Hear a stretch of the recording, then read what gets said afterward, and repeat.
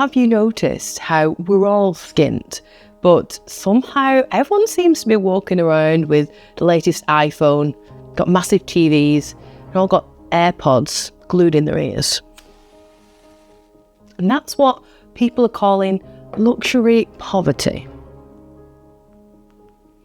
And honestly, it explains a lot about why we all feel so broke at the moment. When I was a kid, having a trampoline in your garden basically meant that you were absolutely loaded. The same with a big TV or even a computer. That was the stuff of dreams. My telly growing up, the buttons were glued on. I remember that with plasters wrapped around the remote control, and my dad would be stood there with sort of like a coat hanger trying to get the aerial to work. Otherwise, one sort of breath in the wrong direction and the whole TV would just go into this big fuzzy grey mess. But back then, those things were real luxuries. A massive telly could honestly set you back like a couple of grand, and that was ridiculous money in those days. Now you can walk into Asda, Tesco, Argos and pick one up, a really decent sized one, for like a couple of £100. What used to scream wealth is now absolutely normal, even for people who are honestly completely skint. Now here's the flip. Back then, those luxuries were really expensive, but basics like housing, education, cars, they were actually doable on a typical living wage for most families. Fast forward to today, the basics are almost unaffordable, but those luxuries are like dirt cheap. Renting a one-bedroom flat in London now could easily swallow more than half your wages. Average house deposit feels like something only a lottery win could help you achieve. Childcare is often so expensive that it prices two-parent families out of the game. People cannot justify having two working parents because the cost of the childcare is more expensive than what one of them would have brought home. And do not even get me started on the food shop, which feels like it practically doubles every 6 months. And this is where luxury poverty creeps in. You can't afford to save a deposit for a house, but you can afford a £1,200 iPhone by using something like Klarna. You can't build security, but you can grab a new pair of trainers on Afterpay. It looks like prosperity on the outside, but in reality, it's all a mask. It's hiding the fact that people are drowning in bills and in debt, student loans and rent hikes. And of course, social media makes this so much worse. Instagram and TikTok basically run on FOMO. Everyone's there showing off the latest gadget or the biggest haul that they've just done from Zara, even if they can't really afford it. Credit cards and buy now, pay later services all seem to be blurring the line.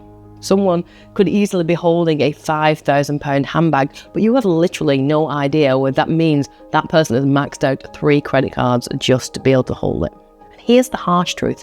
When owning a home feels impossible, or saving feels like you are literally climbing Everest, people turn to those little small luxuries for happiness, for a little bit of comfort even. That £50 on trainers does feel achievable. It's something you can afford. A £20 night out gives instant relief. And a TikTok gadget feels like a treat, because in the grand scheme of things, putting that £50 that you just spent on trainers towards a deposit for a house feels like a drop in the ocean. What is the point? It's going to take you years, decades even, to get anywhere close to saving for that deposit because it's so far away. It feels so unreachable. It's not laziness, it's psychology. When long-term goals feel out of reach, we as human beings crave the comfort and default to those instant small wins. So what can we do? Well, we can't fix the housing situation overnight. It's not possible. But we can change our approach. We can change our thought process. We can change how we view things. Let's start off by spotting the traps.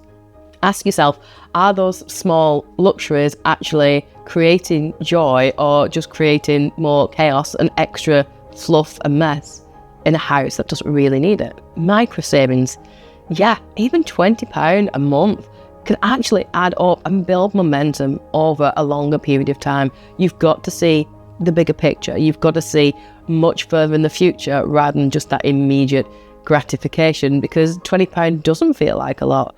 But if you do that every single month for 10 years, that is when you start to have impact and that effect. Think about realistic swaps. One less impulse buy could go towards your future fund. And consider community and side hustles. Those small extra incomes can actually help to buffer against any chaos either now or in the future. It is about balance. So you're still living your life, you're still enjoying yourself, but you're not letting cheap luxuries stop you from growing. They're not going to be stopping you from building some sort of safety net. So next time you catch yourself thinking, why have they got everything and I'm sat here struggling to be able to afford the basics? Remember that you are only seeing the surface. It's the tip of the iceberg. Underneath, there might be a massive load of debt that's going along with that fancy item that they're currently holding. Luxury poverty is everywhere. You're not failing if you're struggling. You're not bad with money. You're just simply living in a system where basics and the essentials have been effectively priced out of reach, and the luxuries are being constantly shoved in your face, not just with day-to-day things, but the power of social media. It is always there. But here's your takeaway: that one small step, every little tiny tiptoe that you take, whether it's cutting back, saving, or just being more aware, it all chips away at that cycle. And that is how we start to take back some control. Let me know in the comments section down below if you have noticed this shift in affording things and how things are being sort of splashed and pushed into our faces. Do you feel stuck in luxury poverty? Or are you finding little ways to fight back? I would love to know what they are, so hopefully we can all share in them. And if you find this useful, I would absolutely love it if you go ahead, hit the thumbs up like icon, maybe consider subscribing, because it really helps to push this video out to even more people, and it's free and it makes my day.